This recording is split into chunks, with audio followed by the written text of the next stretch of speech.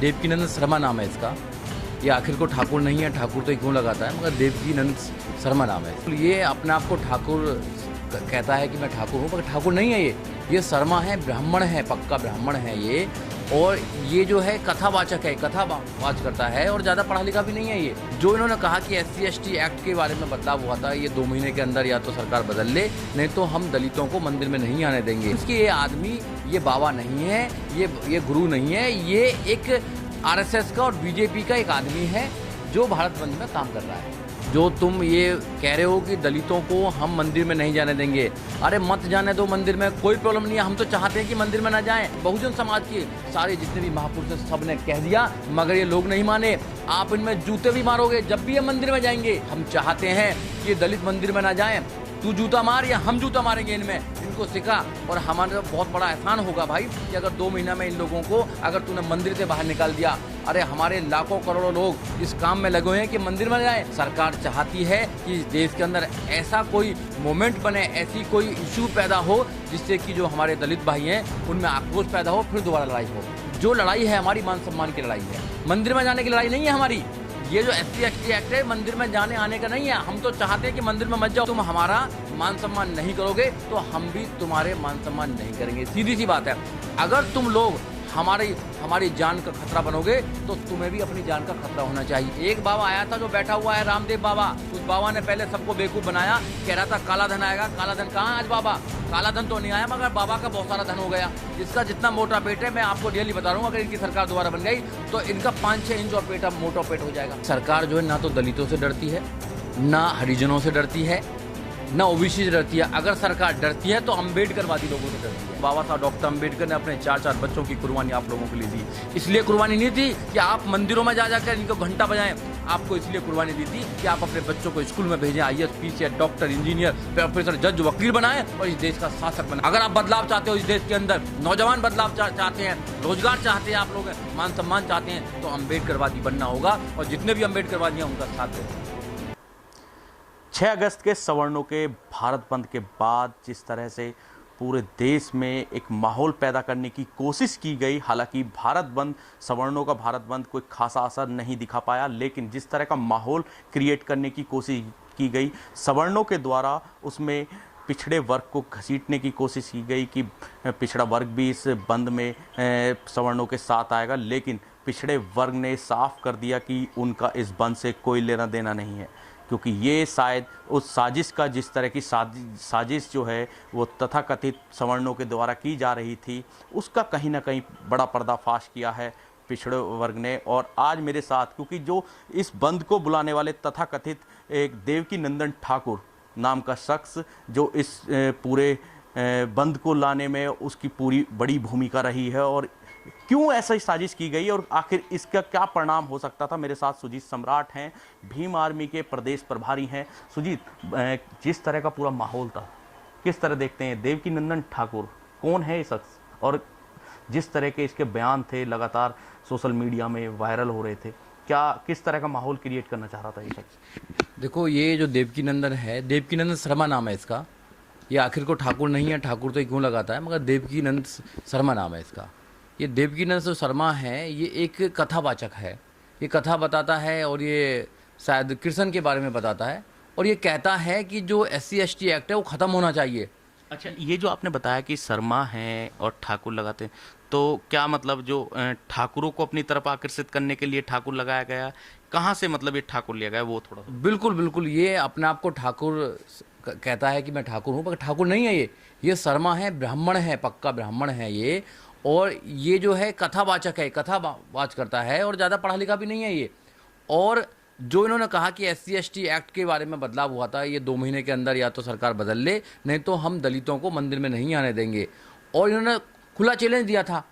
6 तारीख को ये सरकार ने बंद कराया था, ये लोगों ने बंद नहीं कराया। 6 तारीख को सरकार ने बंद कराया था। और इस आदमी के सारे सरकार के जो बड़े बड़े अधिकारी हैं, सरकार के बड़े बड़े लोग हैं, नेता हैं, उनके साथ फोटो हैं, यहाँ तक कि प्रधानमंत्री साहब के फोटो हैं, और जो राजनाथ हैं उनके साथ फोटो हैं, माल्ली के साथ फोटो हैं, बड़े बड़े मिनिस्टरों के साथ फोटो हैं। इट मीन्स कि ये आदमी ये बाबा नहीं है, ये गुरु नहीं है, ये एक RSS का और BJP का एक आदमी है जो भारत बंद में काम कर रहा है। अच्छा, कुछ बातें कहीं जिस तरह की देवकीनंदन ठाकुर ने, उनमें कहा गया कि दलितों का हम मंदिरों में प्रवेश बंद कर देंगे, तो आपकी तरफ से भी एक वीडियो वायरल किया गया है, क्या थी वो बातें? देखो बातें ये थी कि मैं तो देवकीनंद जो हैं देवकीनंद जी, इनसे मैं कहना चाहता हूँ कि भाई जो जो तुम ये कह रहे हो कि दलितों को हम मंदिर में नहीं जाने देंगे, अरे मत जाने दो मंदिर में, कोई प्रॉब्लम नहीं है, हम तो चाहते हैं कि मंदिर में ना जाएं, पर तुम्हारा बाप भी नहीं रोक सकता। मैंने बोला था उसमें, क्यों नहीं रोक सकता? क्योंकि बाबा साहब डॉक्टर अम्बेडकर ने इन लोगों के लिए अपना बलिदान दे दिया। बाबा साहब ने कहा कि आप मंदिर में नहीं जाएं। 14 अक्टूबर 1956 को बाबा साहब डॉक्टर अंबेडकर ने नागपुर के अंदर कहा था कि आप व्यवस्था परिवर्तन कर दो, मगर ये लोग नहीं माने। मानव काशीराम साहब ने कहा कि आप व्यवस्था परिवर्तन कर लो, मगर ये लोग नहीं माने। ज्योतिबा फूले, सावित्रीबाई फूले, मानव काशीराम, पेरियार, हमारे समाज के, बहुजन समाज के सारे जितने भी महापुरुष हैं, सब ने कह दिया, मगर ये लोग नहीं माने। आप इनमें जूते भी मारोगे जब भी ये मंदिर में जाएंगे। इनको ये पता नहीं है कि ये मंदिर में जाने जा जाकर ये लोग जो आप लोगों को पैसा देने का काम कर रहे हैं, आपके मोटे मोटे जो पेट हो रहे हैं। जो देवकीनंदन है 40 साल का है और मैं 42 साल का हूँ, मेरा छोटा ही है, ज़्यादा बड़ा नहीं है ये, मेरे से 2 साल छोटा है कम से कम। तो मैं इसको अपने भाई को कहना चाहता हूँ, भाई तू छोटा है मेरे से, मैं तुझे राय देना चाहता हूँ कि जो तेरा मोटा पेट हो रहा है, इतना मोटा जो पेट है, भाई तू सुबह सुबह एक्सरसाइज करे कर, इन चक्रों में मत पड़ कि SC ST खत्म कर देंगे, राजनीति मत कर, अपनी कथा बाँच कर और जो गुरुबंती कर रहा है उसको कर भाई। ये जो दलित हैं जिनके लिए तू बोल रहा है कि ये मंदिर में नहीं जाएंगे, हम चाहते हैं कि ये दलित मंदिर में ना जाएं। तू जूता मार या हम जूता मारेंगे इनमें, इनको सिखा।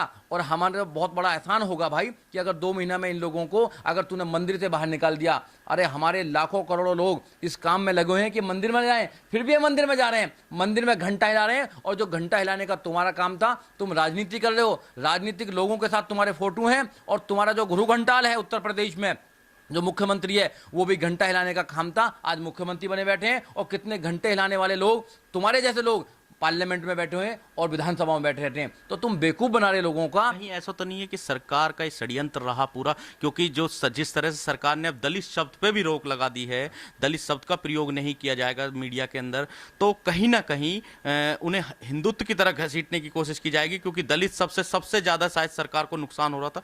तो यही वजह रही है सरकार इस षड्यंत्र में शामिल है। बिल्कुल सरकार षड्यंत्र में शामिल है। मध्य प्रदेश की सरकार, जब मध्य प्रदेश में सारे जिलों में जब 144 की धारा लगाई गई और सब स्कूल बंद किए गए, तो सरकार ने बंद किए गए। सरकार का प्रायोजित प्रोग्राम है ये। सरकार चाहती है कि इस देश के अंदर ऐसा कोई मोमेंट बने, ऐसी कोई इशू पैदा हो जिससे कि जो हमारे दलित भाई हैं उनमें आक्रोश पैदा हो, फिर दोबारा लड़ाई हो। हम अपने दलित भाइयों से जो कहना चाहते हैं, देखिए जो लड़ाई है हमारी मान सम्मान की लड़ाई है, मंदिर में जाने की लड़ाई नहीं है हमारी। ये जो SC ST एक्ट है मंदिर में जाने आने का नहीं है। हम तो चाहते हैं कि मंदिर में मत जाओ, ये मान सम्मान की लड़ाई है। अगर तुम हमारा मान सम्मान नहीं करोगे तो हम भी तुम्हारे मान सम्मान नहीं करेंगे, सीधी सी बात है। अगर तुम लोग हमारी जान का खतरा बनोगे तो तुम्हें भी अपनी जान का खतरा होना चाहिए, क्योंकि हमें IPC अधिकार देता है। सीधा सा मेरा कहने का मतलब यह है कि ये जो लोग हैं बाबा नहीं है, ये बाबाओं के भेष में, ये कांग्रेस और BJP के जो लोग हैं, ऐसे बाबाओं को कांग्रेस भी पहुंचाती थी, पहले BJP भी पहुंचाती थी। इसलिए मैं कहना चाहता हूं कि साथियों 2019 में ऐसे बाबाओं को, एक बाबा आया था जो बैठा हुआ है रामदेव बाबा। उस बाबा ने पहले सबको बेवकूफ बनाया, कह रहा था काला धन आएगा। काला धन कहाँ है आज बाबा?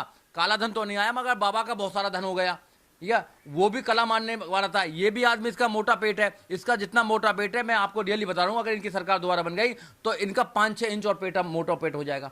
क्योंकि ये लोग कमाई का नहीं खा रहे हैं। अरे हमारे मजदूर लोग हैं, हमारे किसान के लोग हैं, हमारे जो है सड़क बनाने वाले लोग हैं, वो लोग पैसा कमा कमा के इनको भीख देने का काम कर रहे हैं। अच्छा सुजीत, सरकार लगातार परिस्थितियों से लड़ रही थी, क्योंकि जिस तरह की परिस्थिति देश के अंदर पैदा हो रही थी, उनमें अब तक हिंदुत्व और दलित, इन दोनों के बीच, लेकिन अब एक तीसरा और नाम जुड़ता जा रहा है, जो शायद सरकार जिसको अभी तक मानने को तैयार नहीं थी, या फिर खुले तौर पर उनकी गिनती दलितों में करती थी, अम्बेडकरवादी।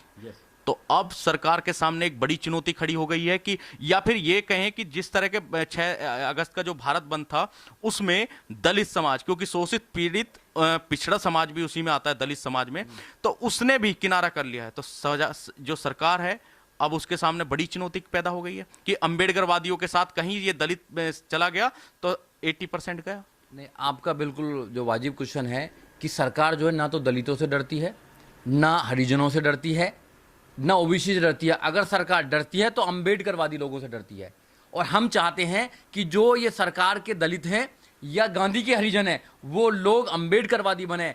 आप लोगों साथियों, अगर मेरी बात को सुन रहे हैं तो बाबा साहब डॉक्टर अंबेडकर के उस कुर्बानी को याद करो जो बाबा साहब डॉक्टर अंबेडकर ने अपने 4-4 बच्चों की कुर्बानी आप लोगों के लिए दी। इसलिए कुर्बानी नहीं थी कि आप मंदिरों में जा जाकर इनको घंटा बजाएं, आपको इसलिए कुर्बानी दी थी कि आप अपने बच्चों को स्कूल में भेजें, IAS, PCS, doctor, engineer, professor, जज, वकील बनाएं और इस देश का शासक बनाएं।